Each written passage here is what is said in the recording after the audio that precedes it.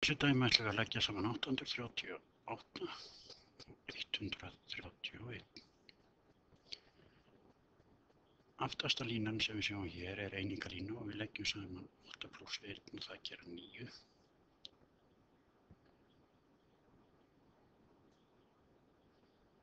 Í tugasætinu fyrir framan eru 3 + 3 sem gera 6. Og í hundraðsætinu sem er þetta hér, leggjum við saman 8 + 1 sem gera 9.